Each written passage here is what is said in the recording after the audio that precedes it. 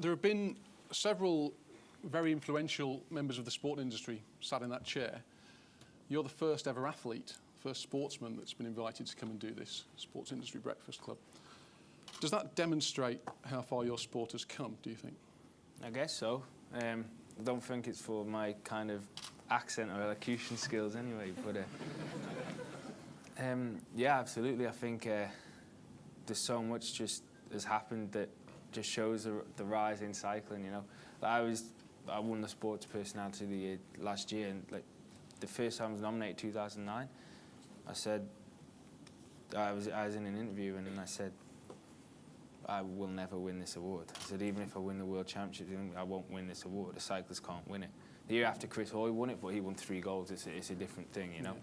The Olympics, but the fact that cycling's recognised as a big sport like that now, you know, it's massive. It's an honour to be part of. And what's your motivation when you come to signing a deal? Presumably not just the money. No, not really. No money. I have to believe in a thing. That's what I've always. That's been a big thing in me. And I've got high principles. I always have had strong principles, and that's with everything. And I have to believe in the product. That's the most important thing. Like, and I can tell you that I've had things brought to me that I'm not even interested in looking at what they want or what they want to give me, because I don't believe in the product, you know. Yeah. Even before I've seen anything, I say no straight away, and that's because I have to believe in it. And that's the most important thing. But you know, there's been brands like Nike and Oakley are my 2 biggest kind of endorsements at the minute, and I've been receiving like products since I was a young guy from them, and for sure, like monetary, I've been offered more from other brands, but you know, a company that was willing to put into me when I was young before I was who I am now, you know, without anything monetary, they were providing me with stuff when I was young, you know, like product, and I'm you know, for that I remember that rest of my life when other people they wouldn't look at it, they would just look at what they can get, you know. I was being invested in. No matter how little it was, I was being invested in, and that makes you completely loyal. Like, that's a big thing for me, whether it's my commercial side or my sporting side or even my private life. You know, the people around me, the close people around me, I'm loyal to the death, but I expect the same in return, you know, and I'm lucky that in all aspects of my life now I've got that. The profile of British cycling is at an all-time high. We can go into the street and mention your name and Bradley Wiggins and Chris Hoy, Victoria Pendleton, household names now, sort of transcending the sport. But in the same breath, we could ask the same people sort of what they think about the Tour de France. And the first word they might say is drugs. And obviously recently we've had the Lance Armstrong story in the news as well. How much of a frustration is that? It's a massive frustration, you know. It's I think cycling's used as a scapegoat. I'm a strong believer of that, and that's why I'm a strong advocate of anti-doping and like support of anti-doping. I'm also a strong supporter of cycling and the you know, and I'll defend my sport. You know, I think it's easily put on the fact that cycling is full of dopers. You know, it's like, I'll give you a little example. It's like saying, right, there's a kid, 5-year-old kid. He goes into a shop with his mum and he steals a Mars bar, puts it in his pocket. Okay, then he's at school. And he goes and steals the lunch money from the kids' purses, from the kids' bags, yeah? Then he's at his exams, and he's looking over the shoulder. That kid's a born cheater. And it's perceived like he's a cheater, he's going to be a cyclist. You know, it don't work like that.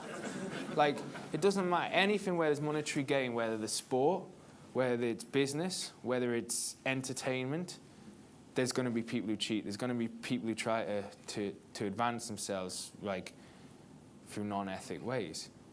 Now the thing is, no matter what aspect of life, from any nation, from any age group, it happens.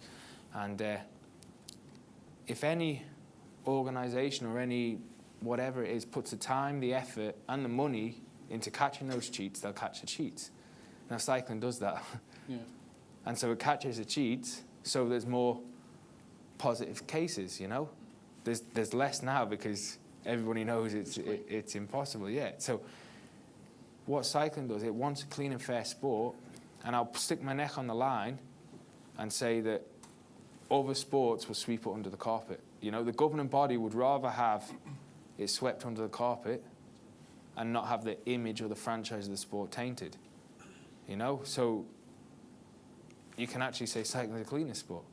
You know, so you and would that's what say frustrates me. other sports are as dirty as cycling has been, but just haven't caught those cheats. I'd say I'd imagine it, yeah. The Tour begins in 11 days' time. I think that's right. Oh God. Something like that. 6 days after it finishes, you've then got the Olympic road race. Now, to the rest of us in this room, that sounds impossible. It just cannot be done. How does it sound to you? It's possible. It's not easy, but it's possible, you know. There are some guys who are missing out the Tour de France, concentrating the Olympics, but I think it's doable, you know. Apart from the fact that one is kind of my job. Like, the Tour de France is the biggest cycling race in the world. Commercially, that's what, if any sponsor puts into cycling, the Tour de France is a big key into anything they negotiate with, and so I have to do it. I want to do it, you know, hold a number of records with stage wins and whatever there, and I want to continue doing it. It is kind of what my career's about, my season's about. Well, then the Olympics is to do my career. It doesn't really have an impact as such, you know. With my image, it'd have an impact in Britain. In any other country, it wouldn't really have too much of an impact, you know. So in terms of cycling, the Olympics doesn't rank highly, you know. It's not a prestigious event in road cycling. But for me, as a British athlete, as someone who's proud to put on a jersey represents the flag I was born under, you know, it's a big thing, especially in the home country, you know. It's easy to perceive a sprinter as someone who sits in a race and sprints at 200 metres of a bike race. You know, that's easy for an armchair critic to sit and look at. But, you know, the hardest part of being a sprinter is, right, can you imagine everybody trying to get one bit of road? And you're not just sprinting, it's not like it's easy and you sprint. You're already in the red, you're already way above your limit before you start sprinting. That's a knack of it. You have to be in the right place at the right time. Can you imagine all the teams in the Premiership all on one football pitch at the same time, and they're all told you have to score into one goal on the 90th minute, and whoever scores, their team wins. That's what cycling is. That's what sprinting is specifically, you know. I have a profession. I have to display my sponsor's logo. Fundamentally, that's what cycling is. Display a sponsor's logo, which in my case it's Sky, as most prominent as possible. And there's no better way to do that than crossing the line with your hands in the air. We have to find the most efficient way as a team to do that. And that normally ends up with me being the last guy to sprint the last 200 metres. You mentioned the fall you had in the Giro, which I don't know whether any of you guys have seen it on YouTube. Looks pretty horrific, and you posted a picture of your backside in the shower, which, with the greatest respect, didn't look very pretty. And we forget how dangerous your sport can be. You're going at a hell of a pace. Yeah, I crashed at 75 kilometres an hour that day. Did it cross your mind when you? Nah, you can't let it cross your mind. There's that little thing that says, you know, I shouldn't do it. I shouldn't. You know when you're driving, there's a corner coming up, and there's like you kind of have to back off. You know, you could push it, but you shouldn't. We don't have that. It's kind of there's no room for emotion. You know, whether it's fear, which is that, or whether it's joy, whether it's sadness, whether it's anger. If you're thinking emotively, you're not thinking of what you're doing. You're not calculating what you should do. You know. You were pretty strident about your view. It was Ferrari, wasn't it? Yeah. But Ferrari, he just cut across the road. He was on the left, and he just turned right across the whole peloton. You know, without regard for anyone behind. Okay, there's one thing to want to win so much that you do that, but you can't put people's lives at risk. You know, we're professional cyclists. You know, everybody's in the same boat. You can't put people's lives at risk. It's not right. And he did this in his comments after, on the test straight after. He's like, when they asked him, they said, "Oh, you caused a crash." He said, "Well, I can't see what happens behind me, so I don't care." You know, and that's not the view I want in the peloton, or I think anybody else wants. We have families, you know, we have a career, and for somebody to have that little regard to everyone else, it's not nice, you know. Because there are unwritten rules in the peloton, is that right, of how to behave and etiquette? And we don't really see it. It's just etiquette, you know. It's that. Well, we all have a career, okay? This is how we pay our mortgage, you know. This is how we feed our kids, you know. And everybody's in the same boat. So there's everybody knows that you don't put people's lives at risk. That's pretty much the only kind of rule there is. You don't risk, you can risk your own life, but don't put other people's lives or careers in jeopardy. It's not right. And so, I mean, obviously, you famously prepare in huge detail for a race. If I was to ask you to talk about sort of the end of the Olympic race that's coming into the Mall, can you describe how that sort of the last mile of the Olympic race? Yeah, I haven't actually.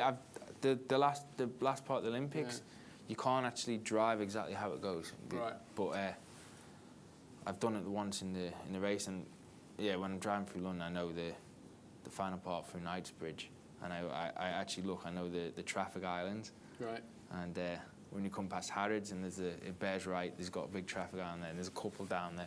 Then it goes right, down a bit, left, up, right, left onto the Mall, finish. That's in the last 4K, and it's